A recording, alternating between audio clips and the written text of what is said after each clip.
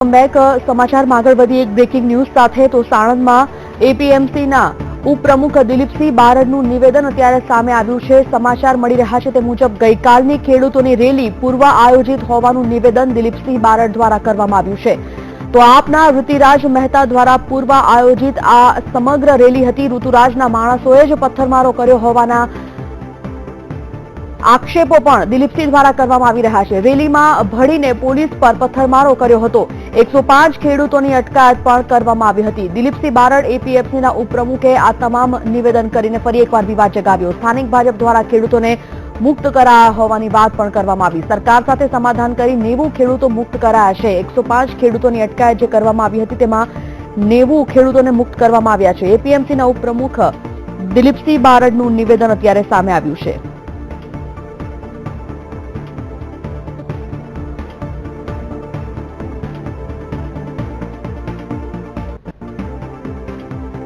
BTV સંવાદદાતા ગૌરવ પટેલ આ વિષય પર વાતચીત માટે જોડાઈ ગયા છે। ગૌરવ, એપીએમસીના ઉપપ્રમુખ દિલીપસિંહ બારડે અત્યારે નિવેદન કર્યું છે કે ગઈકાલે ખેડૂતોની જે રેલી હતી એ પૂર્વ આયોજિત હતી અને કેટલાક આક્ષેપો પણ આ પ્રકારના કર્યા છે। શું કહેશો?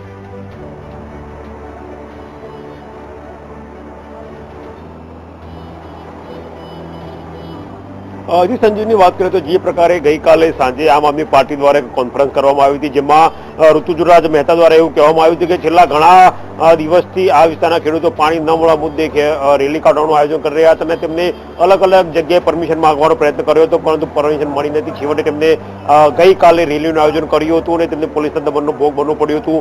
ગઈકાલે જે ખેડૂતોની રેલી થઈ અને ખેડૂતો પર જે પોલીસનું દમન થયું તેના બાદ જે રાજકીય આગેવાનો અને બિન રાજકીય આગેવાનો દ્વારા સાણંદ બંધનું એલાન આપવામાં આવ્યું। જે એલાન બંધના એલાનના કોલને પગલે જ ભારતીય જનતા પાર્ટીનું સંગઠન અને જે વિવિધ સંસ્થાઓમાં ભારતીય જનતા પાર્ટીના હોદ્દેદારો સાંજમાં બેઠેલા છે તે સક્રિય થયા હતા અને કોઈ પણ હિસાબે સાણંદ બંધ સફળ ન થાય તેવો પ્રયત્નમાં લાગી ગયા હતા। જે પ્રકારે માહિતી મળી છે એ પ્રકારે દિલીપસિંહ બારડ કે જેઓ સાણંદ એપીએમસીના વાઇસ ચેરમેન છે, ઉપરાંત કોંગ્રેસના ધારાસભ્ય કરમસિંહભાઈ પટેલ, આ ઉપરાંત ભારતીય જનતા પાર્ટીના સાણંદના સ્થાનિક આગેવાનો અને જે વિસ્તારના ખેડૂતો છે તે તમામે તમામ મોટા ખેડૂત આગેવાનોની ગઈકાલે મોડી રાત્રે બેઠક સાણંદ એપીએમસી ખાતે મળી હતી જેમાં સમગ્ર મુદ્દે સમાધાન સાધવામાં આવ્યું હતું। જે ખેડૂતોની પોલીસ દ્વારા અટકાયત કરવામાં આવી હતી તે 105 લોકો પૈકી 90 ખેડૂતોને તત્કાલીન રાત્રે જ છોડી મૂકવામાં આવ્યા હતા તેવો દાવો દિલીપસિંહ બારડ દ્વારા થઈ રહ્યો છે। મહત્વની વાત છે કે ખેડૂતો ભોળા છે અને જે પાણીની વાત છે તે મુદ્દે પોલીસ સાથે સમાધાન અને સરકાર સાથે વાતચીત કર્યા બાદ તેમને છોડી મૂકવામાં આવ્યા હતા। હજુ કેટલાક લોકો એવા છે કે જેમને પોલીસ દ્વારા ધરપકડ કરવામાં આવી છે, તેમની સામે કાયદેસરની કાર્યવાહી થયા બાદ આગળના પગલા ભરાયા છે। પરંતુ એક મહત્વનો આક્ષેપ દિલીપસિંહ બારડ દ્વારા કરવામાં આવ્યો હતો કે આ વિસ્તારમાં ઋતુરાજ મહેતા કે જેઓ આમ આદમી પાર્ટીના નેતા છે અને ગત વર્ષ 2012ની વિધાનસભાની ચૂંટણીમાં તેઓ સાણંદ વિધાનસભાની બેઠક ઉપર ચૂંટણી લડ્યા હતા પરંતુ તેમનું કોઈ વજૂદ ઉપજ્યું ન હતું। જ્યારે વર્ષ 2017ની વિધાનસભાની ચૂંટણીઓ નજીક આવી રહી છે ત્યારે પોતાનું આ વિસ્તારમાં અસ્તિત્વ જમાવવા માટે તેઓના દ્વારા એક આખી રેલીનું આયોજન કરવામાં આવ્યું હતું। શૈલેષ ઠક્કર નામના જે વ્યક્તિ છે જેઓ સાણંદ વિધાનસભાના આમ આદમી પાર્ટીના ઇન્ચાર્જ છે તેમના દ્વારા સમગ્ર રેલીનું આયોજન કરવામાં આવ્યું હતું અને છેવટે તેમના દ્વારા જ પથ્થરમારો થયો તેવો આક્ષેપ પણ દિલીપસિંહ બારડ દ્વારા કરવામાં આવ્યો।